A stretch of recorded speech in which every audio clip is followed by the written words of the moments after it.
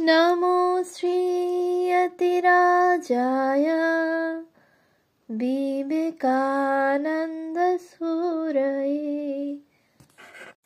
सच्चित्सुखस्वरूपाय स्वामिने तापहारिणे। পূজনীয় স্বামী অবজজানন্দজির লেখা স্বামীজির পদপ্রান্তে গ্রন্থ থেকে পাঠ। পৃষ্ঠা সংখ্যা 297। স্বামী সদানন্দ। 31 মার্চ 1899 হইতে সদানন্দের নেতৃত্বে কলিকাতার প্লেগ প্রতিরোধ আন্দোলন শুরু হয়।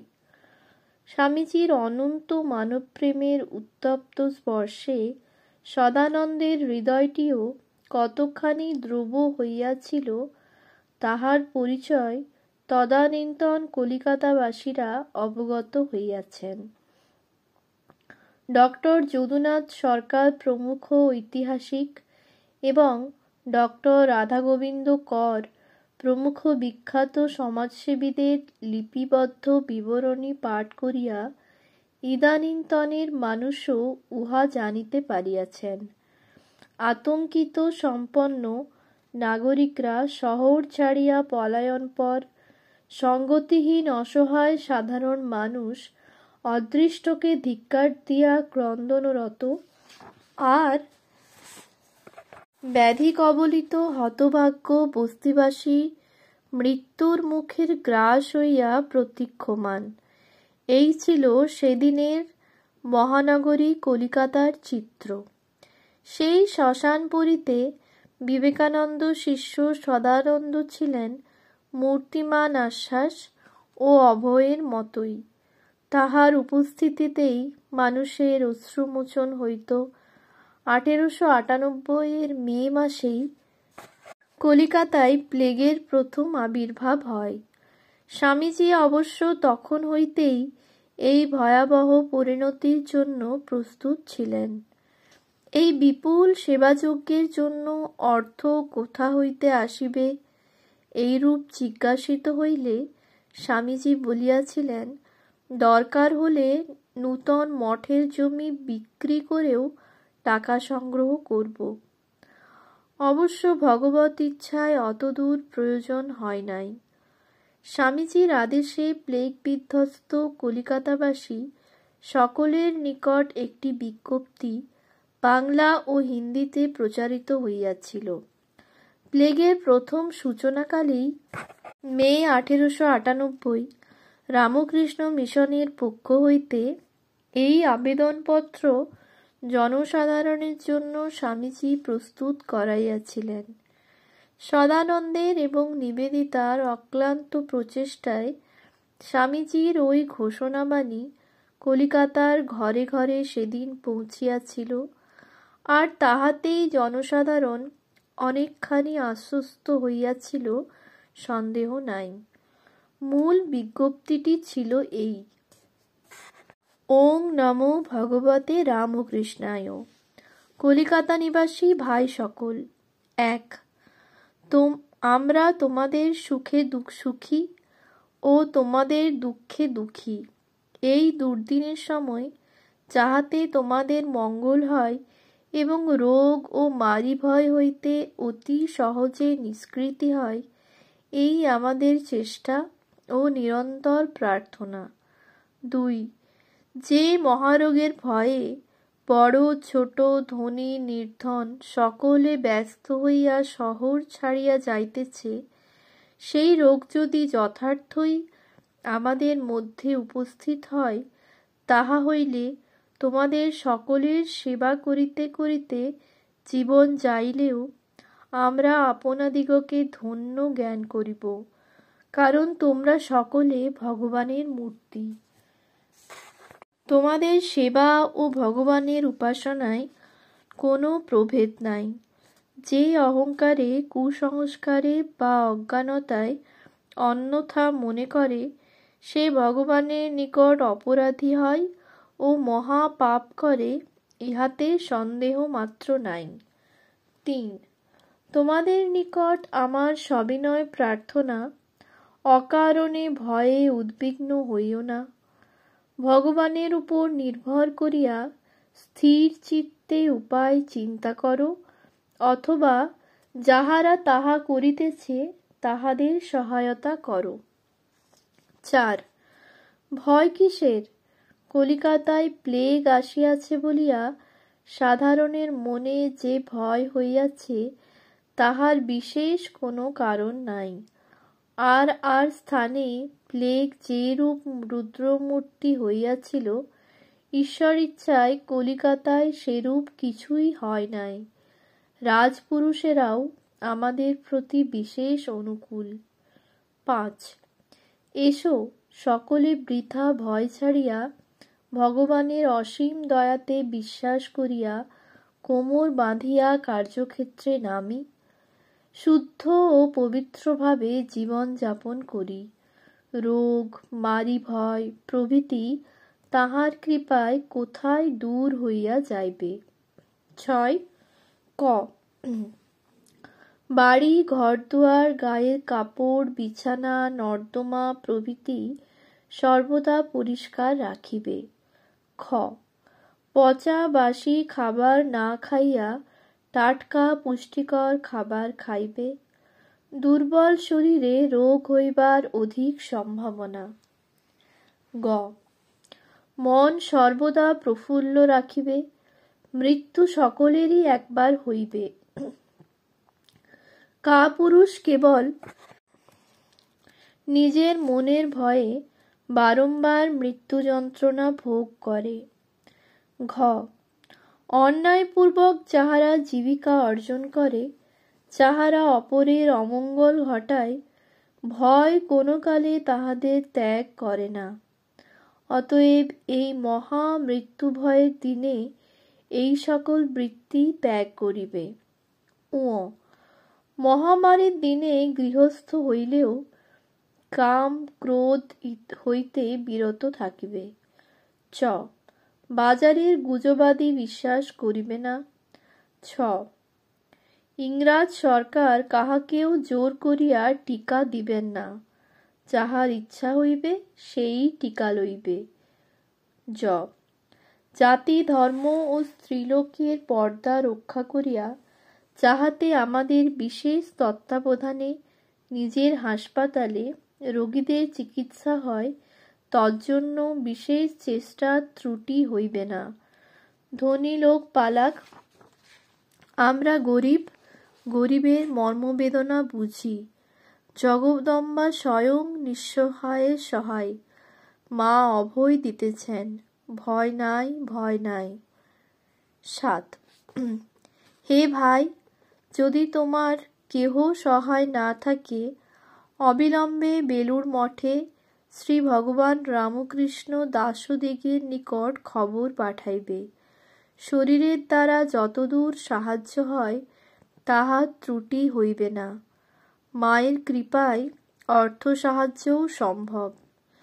বিশেষ দ্রষ্টব্য: প্রতিদিন সন্ধ্যাকালে পল্লীতে পল্লীতে মারি ভয় নিবারণের জন্য নাম সংকীর্তন করিবে। কলিকাতা নগরীর বস্তিতে বস্তিতে স্তূপীকৃত জঞ্জাল পরিষ্কার করিবার মতো যথেষ্ট সংখ্যক ঝাড়ুদার বা মেথর তখন কলিকাতায় ছিল না। যাহারা বা ছিল, তাহারাও ভয়ে পলায়নপর। স্বামী সদানন্দ ঝাড়ু হাতে শহরের অলিতে গলিতে ঘুরিয়া আবর্জনা পরিষ্কার করিয়া ফিরিয়াছেন। যেসব ময়লা ঘাটাঘাটি করিতে বহুকালের অভ্যস্ত মেথররা পর্যন্ত সক্ষম হইত না, সদানন্দ সেই সব দুর্গন্ধময় ক্লেদপূর্ণ জঞ্জালও দিনের পর দিন অম্লান বদনে সাফ করিয়াছেন। পচা নর্দমা বা দুর্গন্ধযুক্ত কোনো আবর্জনা রাশি দেখিয়া কোনো মেথর হয়তো নাকে মুখে কাপড় চাপিয়া দূরে সরিয়া পড়িতে চাহিতেছে। নির্দ্বন্দ্ব সন্ন্যাসী প্রসন্ন চিত্তে মেথরের হাত হইতে ঝুড়ি কোদাল কাড়িয়া লইয়া আগাইয়া যাইতেন। এমন দৃশ্য দেখিয়া আরও 10 জন শিক্ষিত যুবক ছুটিয়া আসিত। মেথররাও লজ্জিত হইয়া কাজে যোগ দিত। সদানন্দ সকলকেই, এমনকি ক্লিন্ন শরীর মেথরকেও পরম সমাদর করিয়া আলিঙ্গন দিতেন। কোনো প্লেগ রোগী অসহায় অবস্থায় কোথাও আছে শুনিলেই মূর্তিমান সেবার ন্যায় সদানন্দ তাহার শয্যার পাশে ছুটিয়া যাইতেন। তাহাকে পূর্ণ নিরাময় না করা পর্যন্ত আহার নিদ্রা ত্যাগ করিয়া সেবায় মগ্ন হইতেন। কলিকাতাবাসী শিক্ষিত ভদ্রলোকেরা সেদিন এই সেবাব্রতী সর্বত্যাগী সন্ন্যাসীকে দেখিয়া বিস্ময়ে হতবাক হইয়াছিলেন। শুধু কলিকাতায় নহে, 1904 খ্রিস্টাব্দের শীতকালে ভাগলপুরে যখন প্লেগ মহামারী দেখা দিয়াছিল, তখন সেখানেও সদানন্দের নেতৃত্বে রামকৃষ্ণ মিশন হইতে সেবাকার্য পরিচালিত হইয়াছিল। নিঃশঙ্ক নির্ভীক সদানন্দ সেখানেও আর্ত পীড়িত মানুষের কাছে বিমূর্ত অভয়স্বরূপ ছিলেন। মিশনের বহুমুখী সেবাকার্যের মূলে আছে সাক্ষাৎ স্বামীজিরই প্রেরণা ও শিক্ষা। স্বামীজির এই সেবাদর্শ শ্রীরামকৃষ্ণের শিবজ্ঞানে জীবসেবা মন্ত্রেরই সাধন, বেদান্তের উচ্চতম আদর্শেরই বাস্তব প্রয়োগ। সদানন্দের জীবনে এই সাধনা কত দূর ফলপ্রসূ হইয়াছিল তাহা 2-1টি মাত্র ঘটনার উল্লেখ করিলেই অনুভব করা যাইবে। পথে চলিতে চলিতে একবার একটি বলদকে প্রহৃত হইতে দেখিয়া তিনি নিজের দেহেতেই প্রহারের যন্ত্রণা বোধ করিয়াছিলেন। আরেকবার এক ধর্মশালায় রাত্রি যাপন করিতেছেন। প্রভাত হইতেই দেখিলেন যে রাত্রে তিনি এক কুষ্ঠরোগীর পাশেই শয়ন করিয়াছিলেন। প্রথমে তো ভয় ও শঙ্কা লইয়া ধর্মশালা ত্যাগ করিলেন, কিন্তু কিছু দূর গিয়াই জ্ঞান হইল যে কুষ্ঠরোগীও তো নারায়ণ। আবার ধর্মশালায় ফিরিয়া আসিয়া সেই কুষ্ঠরোগীর পাশেই নিজের জায়গা করিয়া থাকিতে লাগিলেন এবং কয়েকদিন পর্যন্ত পরম যত্নে তাহার শুশ্রূষাদি করিলেন। অন্য এক সময়ে সদানন্দ জনৈক বসন্ত রোগীর সেবা করিতেছিলেন। আকস্মিক কোনো কারণে রোগী আগুনের উপর পড়িয়া গেলে অগ্নিদগ্ধ বসন্ত রোগীর দেহকে তৎক্ষণাৎ শীতল করিবার জন্য তিনি নিজ দেহ দ্বারা তাহাকে আলিঙ্গন দান করিয়াছিলেন। এইরূপ কত ঘটনায় সদানন্দের অনুপম সেবা সাধনার সাক্ষ্য প্রদান করে। সর্বভূতে ঈশ্বর উপলব্ধির ভিত্তির উপর প্রতিষ্ঠিত না হইলে নিছক মনুষ্য বুদ্ধিতে এমন সেবা কি সম্ভব? দুস্থ অসহায় আর্ত নারায়ণের সেবায় মিশনের নানা উদ্যোগে স্বামীজির প্রিয় সহচর শারদানন্দজির উৎসাহ ও উদ্যমী সাধু কর্মীগণকে নিরলস কর্মসাধনায় উদ্বুদ্ধ করিয়াছে। সদানন্দ ওই সকল উদ্যোগের সূচনাকালে স্বামী শারদানন্দজির অতি বিশ্বস্ত অনুগামী ছিলেন। মিশনের সেবাকার্যের ইতিহাসে তাই সদানন্দ চিরস্মরণীয়। সদানন্দ দীর্ঘজীবী হইতে পারেন নাই, অকালেই তাহার শরীর ভাঙিয়া গিয়াছিল। বিভিন্ন সময়ে ছোট বড় নানা সেবান্দোলন পরিচালনায় যে অমানসিক পরিশ্রম তাহাকে করিতে হইত, উহাই পরিণামে তাহার শরীরের উপর প্রচণ্ড প্রতিক্রিয়া করিয়াছিল। সেবার সুযোগ তিনি একবার পাইলে আর ছাড়িতেন না। 1903 ডিসেম্বর হইতে জীবনের বাকি কয়টি দিন গোপালের মা যখন বাগবাজারে নিবেদিতার গৃহে বাস করিতেছিলেন, তখন তাহার সেবা শুশ্রূষার ব্যাপারেও নিবেদিতাকে সদানন্দ সর্বতোভাবে সাহায্য করিয়াছিলেন। শ্রীরামকৃষ্ণ জগতের মহীয়সী এই বৃদ্ধার সেবাতেও যেমন তিনি অক্লান্ত কর্মা, আবার বসন্ত বা কলেরা রোগাক্রান্ত অজ্ঞাত কুলশীল কোনো দীন দরিদ্রের শুশ্রূষাতেও তিনি তেমনি একনিষ্ঠ ছিলেন। সদানন্দ চরিত্রের ইহাই ছিল বৈশিষ্ট্য। ওম শান্তি।